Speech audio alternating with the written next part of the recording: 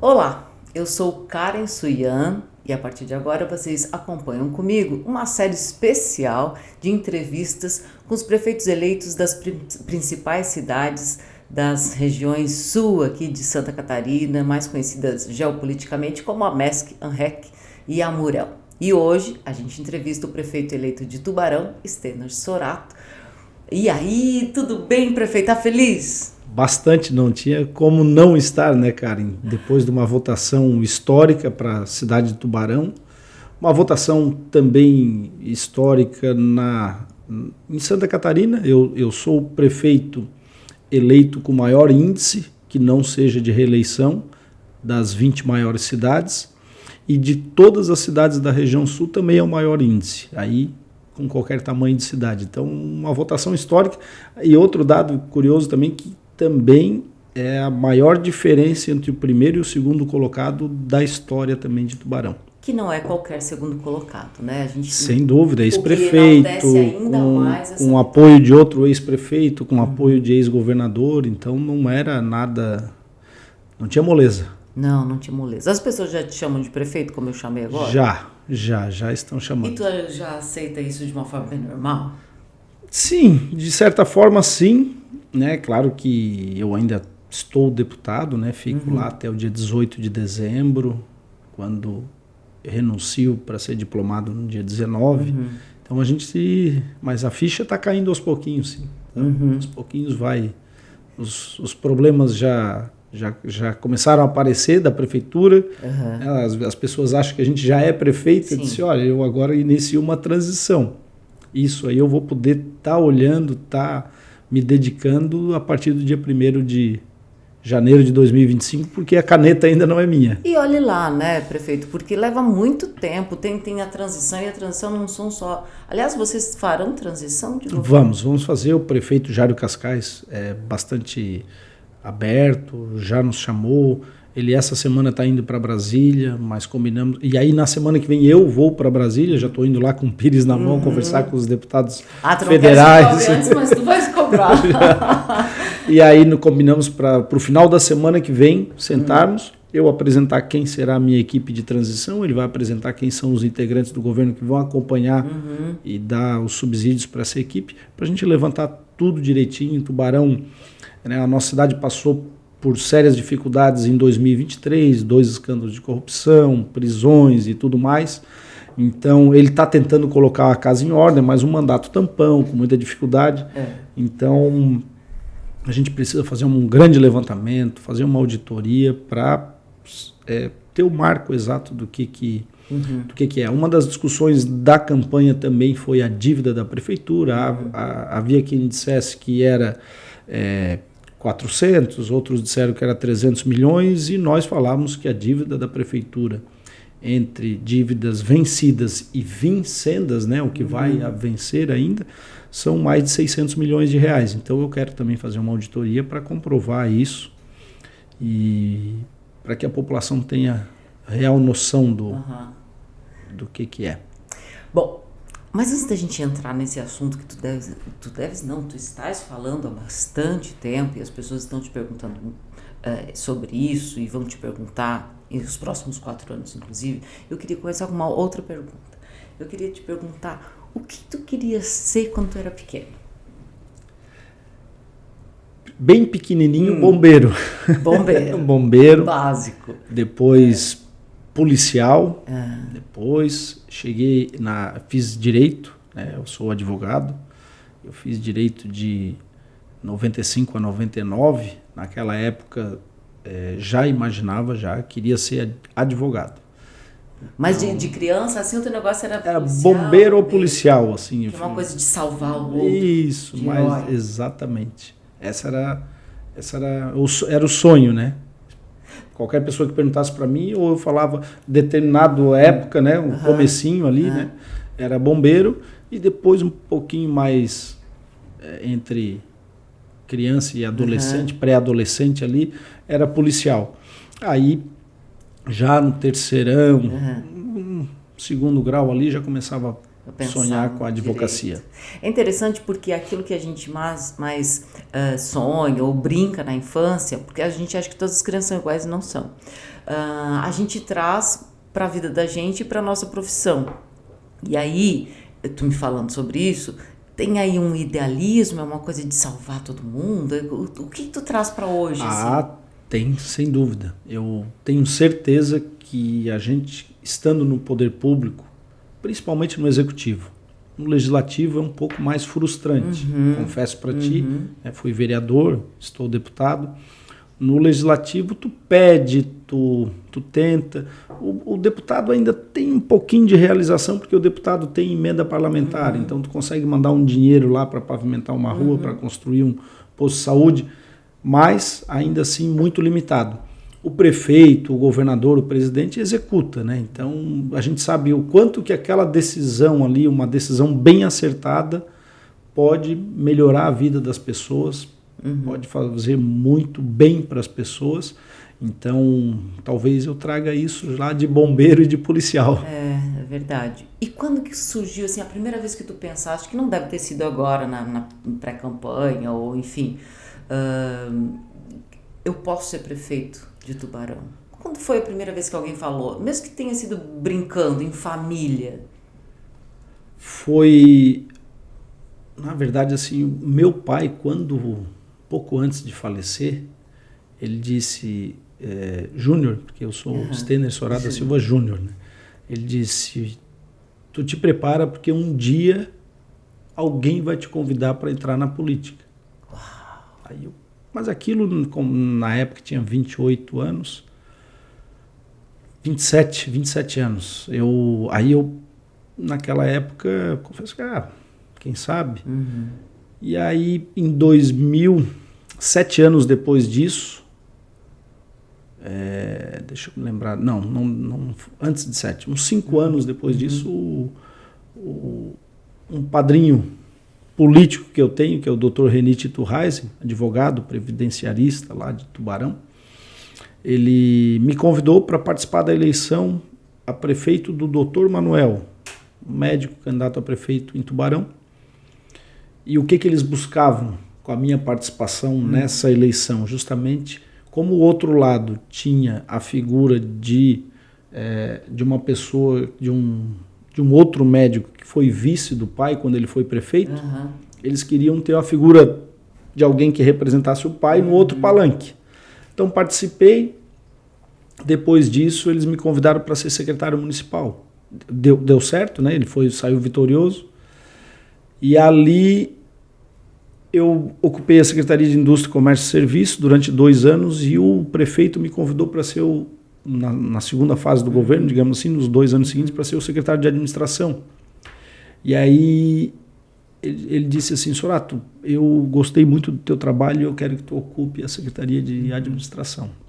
Então a gente já foi tendo essa experiência política, claro que muito novo ainda, mas mesmo muito novo, uma das atitudes que ele fazia comigo e com meu irmão, todo final de semana ele botava nós 2 no carro, sábado de manhã, um domingo de manhã, e ia visitar a obra. Eu acho que ele pensava assim, eu fico a semana inteira longe dos guri. Então, e tenho que trabalhar também no final de semana. Como é que eu vou fazer para ficar junto com eles? Eu vou levar eles junto comigo. Então botava eu e meu irmão dentro do carro e ia visitar a obra, e ele acionava, né? Ele acionava o secretário da pasta, se fosse uma creche, tinha que estar lá o secretário de Educação, se fosse um posto de saúde, tinha que estar lá o secretário de Saúde, e o empreiteiro que estava fazendo a obra.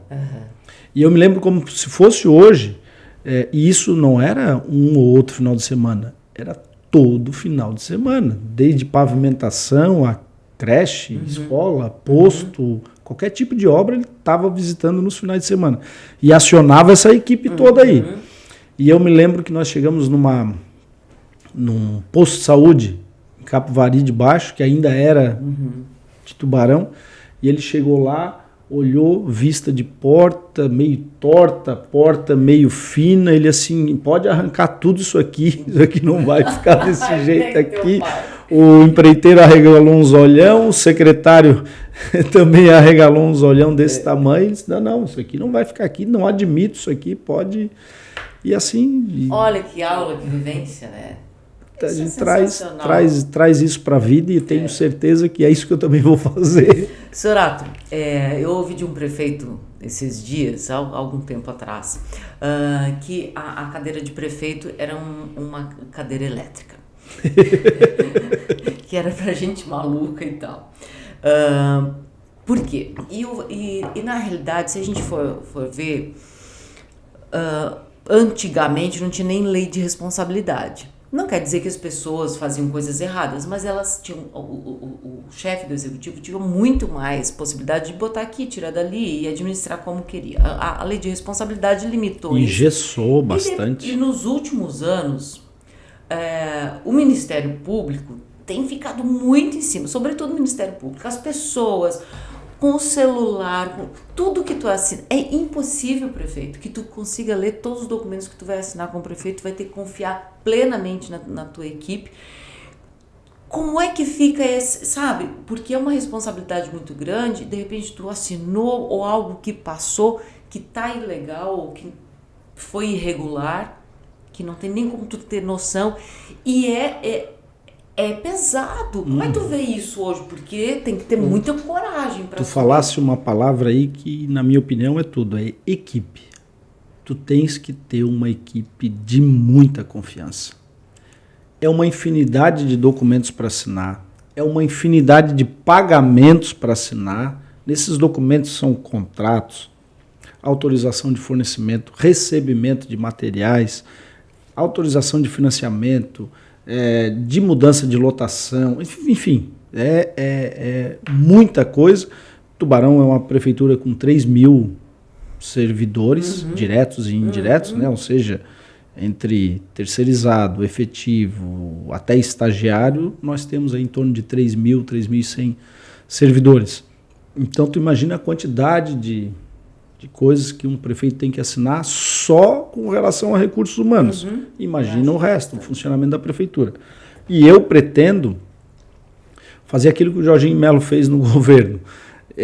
O governador Jorginho Melo, quando assumiu, os secretários tinham uma autonomia de fazer compras, contratar produtos ou serviços até R$200 mil. Acima disso, precisava da assinatura do governador. Sim. Ele baixou essa autonomia para 50. Que dá muito mais trabalho para ele. Exatamente. Na Prefeitura de Tubarão, essa autonomia é a compra direta, em torno de R$17 mil. Eu pretendo baixar isso para 0. Então a gente vai ter muito trabalho no início e eu vou precisar de uma equipe em que eu confie muito para que nos ajude a olhar todos esses documentos, faça a minha assinatura digital e eu pretendo ter isso. A gente tem passar já... tudo por ti. Sem dúvida. Até tu dominar, não sei se chega a dominar tudo um dia, né?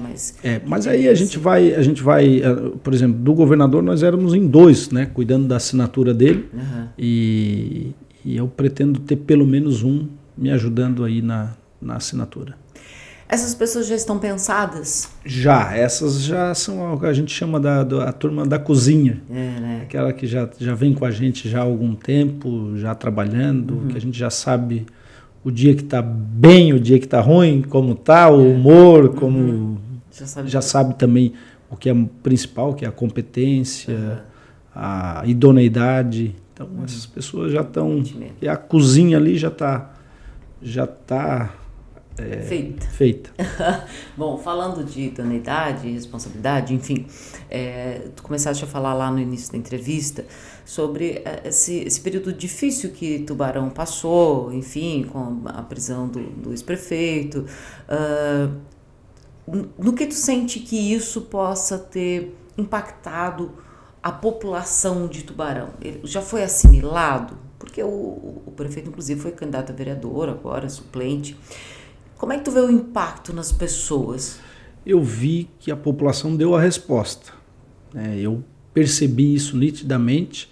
Né? A votação expressiva que a gente teve não foi só porque a gente apresentou as melhores propostas, não foi só porque a gente tinha uma campanha muito bem elaborada em termos de organização de mídia, programa eleitoral, mobilização, jurídico. Não foi só isso. A população também buscava alguém que ela confiasse que isso não aconteceria novamente. Então, como eu, graças a Deus, a gente leva a nossa vida assim, e também o meu vice, a gente tem uma história profissional, não só política, mas também profissional, reputação ilibada, fazendo a coisa correta, a coisa certa, eu acredito que isso também nos ajudou bastante a ter essa votação expressiva.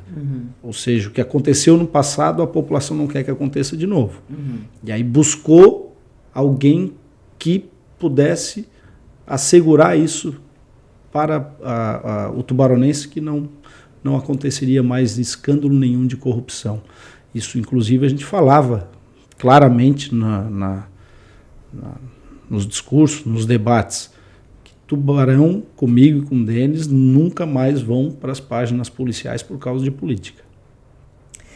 Bom, a gente começou tudo pequenininho, vou dar um salto daqui 4 anos. Vamos imaginar que eu estou te entrevistando daqui 4 anos. O que tu gostarias de olhar para trás e assim, eu consegui fazer isso? Se tu pudesse escolher uma coisa, é uma ação, é uma obra, o que tu gostarias de dizer assim, eu consegui realizar? É difícil uma coisa só diante dos inúmeros problemas que Tubarão tem. Eu vou pedir para ti para que sejam 2, então. Pode ser. Uma é a abertura da UPA, Unidade Pronto Atendimento 24 horas, que está em construção há 12 anos, que nós nos comprometemos a abrir em até 6 meses, ou seja, ela tem que estar aberta até julho do ano que vem. Então essa é saúde, é prioridade, não é discurso político, é prioridade. Mas tu já iniciaste essa conversa porque a UPA não é uma responsabilidade só do município, é depois, né? Mas não a construção agora, né? Ela está praticamente pronta, o prédio. Tá. O prédio. Ela colocar em há funcionamento. 12 anos em construção. Já está quase velha. Já está quase, exatamente. Tem coisas já que tem que reformar mesmo nunca tendo sido aberta. É o fim. É o fim, né? É um absurdo. Então, assim, a abertura da UPA é fundamental, não só para que o tubaronense tenha esse atendimento mais aprimorado numa emergência com a UPA, mas também para desafogar a própria emergência do hospital. Claro. A UPA vai cuidar dos casos de quem não corre risco de morte. Deixa para o hospital os casos de quem corre risco de morte. E a outra questão é uma questão que Tubarão vem sofrendo a cada chuva. Quando chove, como a cidade cresceu muito, muitos bairros acabaram sendo aterrados. Aquilo que servia de bolsão, piscinão, numa chuva forte, não tem mais. Então a água escorre para algum lugar.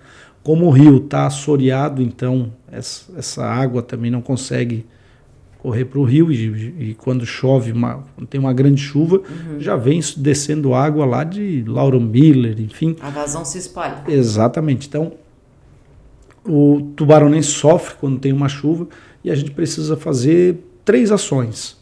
Uma, a gente tem que acompanhar, monitorar e estar em cima, que é a redragagem do Rio Tubarão, mas é uma ação, uma obra de mais de R$1 bilhão, uma obra caríssima.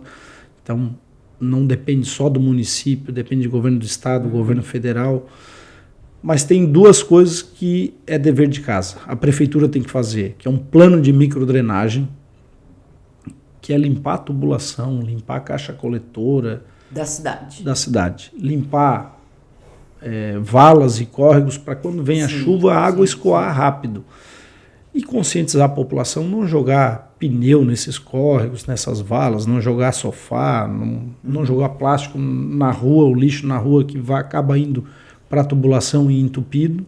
Então esse plano de microdrenagem ele tem que ter bem claro, cada um ter conhecimento e ele ser periódico. E o outro é um plano de macrodrenagem. Esse plano de macrodrenagem, aí ele é um pouco maior, também um pouco mais custoso, onde a gente vai ter que fazer canal extravasor, onde a gente vai ter que fazer ampliação da tubulação, galerias. Até porque deve ter tubulação ali pequena, de 100 anos atrás. Além de 100 anos atrás, ela é uma tubulação pequena, de 20, de 30 centímetros de diâmetro. E quando tinha, por exemplo, na rua, 3, 4 casas. Agora nós temos na rua 200 casas. Então a gente precisa de uma tubulação maior em alguns lugares, e esse plano de macrodrenagem foi contratado pela prefeitura com uma universidade do Rio Grande do Sul. Esse plano foi entregue em 2016 e ele dá as diretrizes do que fazer. Não temos os projetos executivos. Então tem que contratar os projetos de engenharia para saber quanto custa e começar a fazer de uma vez por todas. Então eu gostaria que daqui 4 anos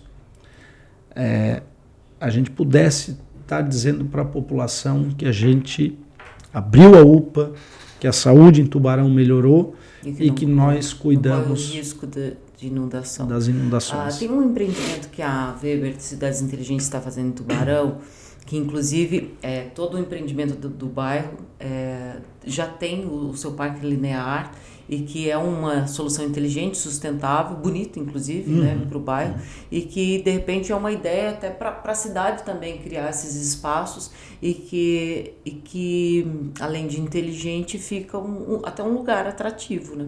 O setor da construção civil, e aí a gente coloca os empreendedores de loteamentos, construtoras, imobiliárias, eles sabem muito do que fazer e como fazer. Essa é outra coisa que a gente quer fazer, a aproximação da prefeitura com o setor econômico, no caso desse ramo, né, esses que eu citei, para que a gente possa trazer muita expertise, muita coisa boa para a prefeitura, deixá-la mais moderna, pensar para frente, acompanhar o que o mundo vem fazendo para a gente ter uma cidade melhor, com maior qualidade de vida, e que as pessoas vivam em harmonia, né? Tem para onde crescer, Tubarão? Tem muito. Tubarão, uma cidade com 320 quilômetros quadrados, ela tem muito ainda o que crescer. É verdade que muitos lugares eles têm uma cota baixa em relação ao nível do mar, então a prefeitura também tem que tomar esse cuidado. Dentro do plano diretor, alguns lugares não é viável fazer um loteamento, por exemplo, porque a cada chuva ele vai inundar, e isso é fato. Então, mas ainda tem muito lugar para crescer ainda, Tubarão. Muito lugar. Falaste aí, importante observar a questão dos loteamentos, porque também há um tempo atrás, eu não sei como é no plano diretor de Tubarão, mas não se dava muita atenção aos loteamentos, eram feitos mais ou menos, a infraestrutura muito rudimentar, não tinha saneamento, não tinha, a iluminação era precária, e hoje tu tem tu cobrar que os loteamentos tenham pelo menos assim, uma iluminação de LED, que é uma pavimentação decente, que tenha o passeio, esse tipo de coisa tão importante para crescer, pelo menos daqui para frente. Daqui, né, para frente, ciclovia, que tenha uma praça, né, dependendo do tamanho do loteamento, exigir que a praça já seja entregue para a prefeitura já pronta. Né? Enfim, eu acredito muito, né, que a saída para as cidades, não só para Tubarão, né, para as cidades, é quando tu entrega uma coisa bem feita, uma praça bem feita, né, e um equipamento, né, público bem feito, e a própria comunidade cuida. Se não houver isso, acaba indo lá o vândalo, acaba indo aquelas pessoas que têm um espírito de porco e depredando. Agora, se a comunidade está cuidando, e a gente tem exemplos lá em Tubarão, a gente tem uma praça lá que a própria comunidade assumiu a praça, colocou pelas despesas dela mesmo, da comunidade, câmeras de segurança, e foi uma coisa fantástica, porque assim, eles ficam monitorando pelas câmeras os filhos brincando na praça, e elas também servem para a segurança durante a madrugada, durante a hora que não tem ninguém. Né? E cada vez mais as pessoas têm que ter essa iniciativa. A cidade não é do prefeito, não é da prefeitura, né? É da gente, né? É isso aí. Aquilo lá que está quebrado, aquilo lá está no chão, é da gente, né? É isso que a gente tem que saber, né? Que quando tu quebra uma lixeira, quando tu quebra um balanço de um parquinho, quando tu está quebrando algo teu, é teu. Tudo que vai sair para reformar aquilo ali vai sair do teu próprio bolso. O governador Jorginho Melo sempre diz nos discursos, não existe dinheiro público, existe o dinheiro do cidadão. A prefeitura não produz nada, o governo do estado não produz nada, e muito menos a presidência, né, a União. Ninguém produz nada. Todo o dinheiro que está lá é o meu, o teu, o dinheiro que a gente está pagando de imposto. E tem gente que fala assim, mas eu não pago imposto de renda. Né? Geralmente o pessoal mais humilde, quando tu compra uma refeição, Tudo. quando tu compra um cafezinho, tu tá pagando imposto. Olha, e se a gente tivesse assim, o preço só do imposto em cada coisa que a gente adquire? Prefeito, pra gente finalizar, eu gostaria que tu imaginasse agora, se tu pudesse encontrar contigo daqui a 4 anos, tu vai encontrar o Stênio Sorato Júnior, e uma coisa que tu, assim, eu não posso esquecer isso, porque uma coisa é quem tu és hoje, uma coisa é a pessoa que tu vai te tornar daqui a 4 anos. O que tu gostaria assim, Sorato, não esquece isso, o que seria?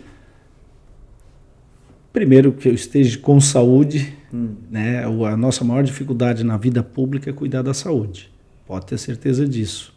Acaba se alimentando mal, acaba tendo pouco tempo para praticar exercício. Então, quero chegar lá no final dos 4 anos, cuidei da minha saúde, mas também consegui fazer uma grande administração à frente da Prefeitura de Tubarão, sem esquecer dos meus valores, dos meus princípios, mostrando que no poder público, sim, dá para a gente fazer uma administração séria, honesta, com muito trabalho.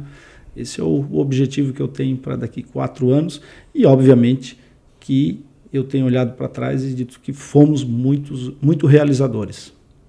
Prefeito, muito obrigada pela entrevista. Sucesso, o teu sucesso é o sucesso de todos os tubaronenses, independente de em quem eles votaram, né? Eu acho que agora é uma questão de a gente torcer para quem se elegeu. E queria dizer que tive uma experiência com teu pai, que foi meu chefe no Inmetro, uma grande pessoa, de uma gentileza ímpar, né? A gente nunca via ele com... Eu sabia que ele era meu chefe, mas ele sempre muito acessível, uma pessoa extremamente gentil, elegante, uma forma de passar as coisas, mesmo quando era algo assim muito importante, ele sempre passava de uma forma muito, muito gentil, inesquecível. E eu te agradeço por me contar essa história, é muito bom ouvir isso. E agradeço também pela oportunidade de estar aqui conversando contigo, levando a nossa mensagem aí para os teus telespectadores. Muito bem, nós estamos à disposição aí, o que precisar da gente, nós estamos aqui. Obrigada, prefeito. Obrigado, Karen. A gente encerra por hoje, voltamos com mais um prefeito aqui das nossas 3 regiões do Sul. Aguarde. Tchau.